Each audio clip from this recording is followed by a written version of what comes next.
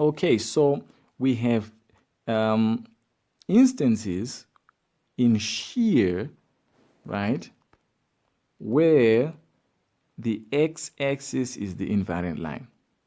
So if this here is my original shape, right, none of the parts of this shape are in contact with the invariant line, right? So all points will be sheared, right? When the shearing happens, since none of these points are in contact with the invariant line, all points will move, all points will shear, right? Only points that are in contact with the invariant line are unaffected by shear, but all points that are not in contact with the invariant line will be affected by shear. So the same thing happens here, right? We have the y-axis as the invariant, and this shape has none of its vertices in contact with the y-axis. So the entire shape is sheared, right? All points are sheared and they move. There's no point that's unaffected. Only points that would have been in contact with the y-axis or with the invariant line would have been spared of the shearing, but in this case, there's nothing that is not in contact with the y-axis, so all points are sheared. Okay, so let me go back a bit, right? Whenever you have a shear and the x-axis is the invariant, right? We have a shear matrix.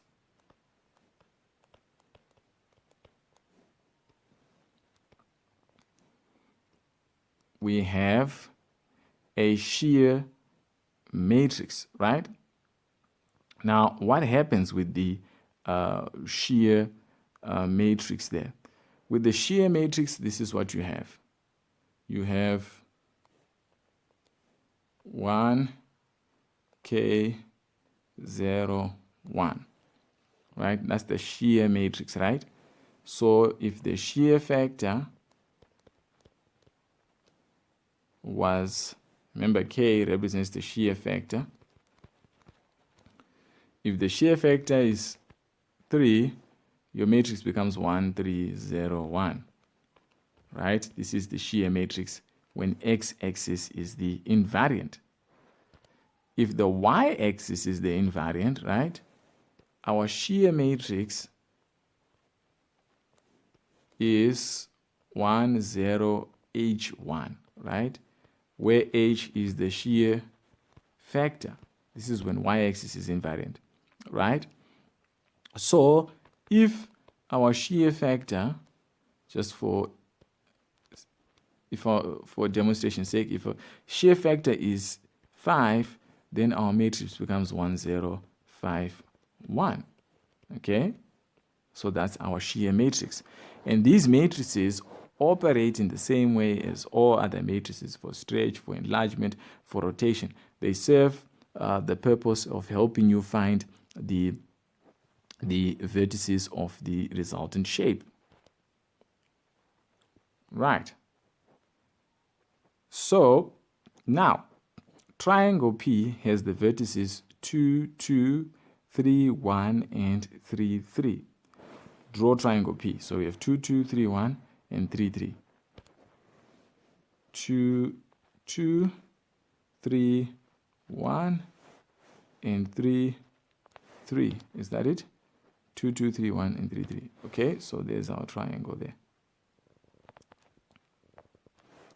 And this triangle is triangle P. And then triangle P is mapped onto triangle Q by shear of shear factor 2 with the x-axis as invariant, right? So the matrix we're using here is going to be 1, 2, 0, 1 because the x-axis is the invariant there. So we use this to multiply all these to get the resultant points, right? So 1, 2, 0, 1, 1, 2, 0, 1. We're going to multiply the points that we had, which were, what were the points? 2, 2, 3, 1, and 3, 3.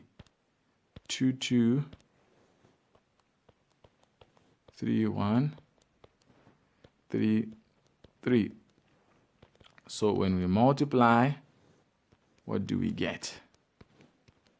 We get 1, 2 plus 4 is 5, and then 2,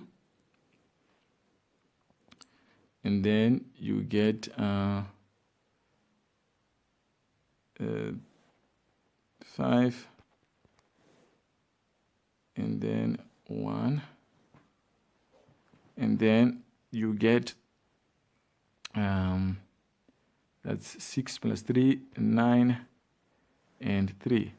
So that's your resultant points, right? 5, 2, 5, 1, and 9, 3. So let's try that out. 5, 2, 5, 1, and you get your 9, 3. 9, 3. So there's your sheared diagram. And as you can see, the further away from the invariant line you move, the more the shearing happens, right? The closer you move, the less the shearing. So what's the name of our resultant shape?